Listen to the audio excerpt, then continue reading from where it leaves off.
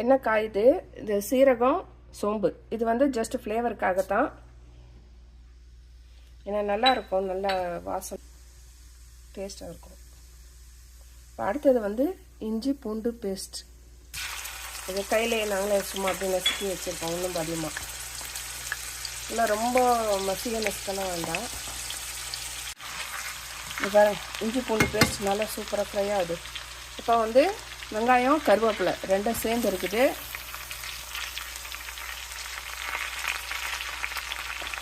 இப்போ வந்து காஞ்ச மிளகாய். இது வந்து ஒரு 3 மிளகாய் வந்து கொஞ்சம் நல்லா நைஸாக இது பண்ணி வச்சுருக்கிறேன் கையில் கசக்கி.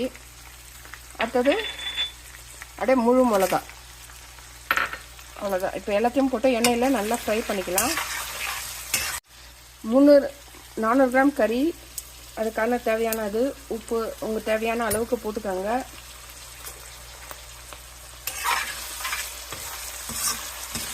பார்க்கும்போது பாருங்கள், அப்படியே கலர்ஃபுல்லாக அந்த சில்லி ரெட் கலர், அந்த வெங்காயம் அந்த கலர், பச்சை கலர் எல்லாம் கலந்து சூப்பராக இருக்குது, செம்மையாக. இப்போ இது வந்து புதினா. இதுவும் ஜஸ்ட் ஃப்ளேவருக்காகத்தான். இப்போ கறியை கழுவி வச்சு இதை பாருங்கள், அதுவும் போட்டாச்சு. எல்லாத்தையும் போட்டு இப்போ ஒரு பெரட்டிட்டு அப்படியே மூடி வச்சிடலாம். தண்ணி ஊற்றலாம். இப்போ கறி போட்டாச்சு. கறி போட்டதுக்கப்புறம் தனியாத்தூள் கொஞ்சம் போடலாம்.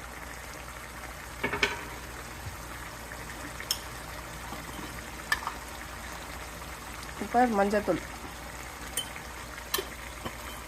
இப்போ எல்லாத்தையும் அப்படியே போட்டு ஒரு பெரட்டிட்டு கொஞ்சம் பெருங்காயம். இப்போ வந்து நம்ம போட்டது அந்த தனியாத்தூள், மஞ்சத்தூள் வந்து நான் இங்கே வீட்லேயே வந்து மஞ்சள் வாங்கி காய வச்சு என் கையாலே மிக்சியில் போட்டு அரைச்சி சூப்பர் நல்ல மணமான மஞ்சள் தூள். நீங்களும் அதே மாதிரி வீட்லேயே அரைச்சி இது பண்ணுங்கள், நல்லா டேஸ்ட்டாக இருக்கும். இப்போ அவ்வளோதான், எல்லாத்தையும் போட்டு பெரட்டியாச்சு. பெரட்டிட்டு இது கூட இந்த தனியாத்தூள் இதெல்லாம் வந்து உங்களுக்கு வேணும்னா போட்டுக்கோங்க. நாங்கள் வந்து எங்கள் ஃப்ளேவருக்காக நான் போட்டிருக்கேன். உங்களுக்கு வேணும்னா போட்டுக்கலாம், வேணும்னா போட்டுடலாம். இப்போ இதை அப்படியே தண்ணி போட்டு, இது தண்ணி வேண்டாம், மூடி போட்டு அப்படியே மூடி வச்சிடலாம்.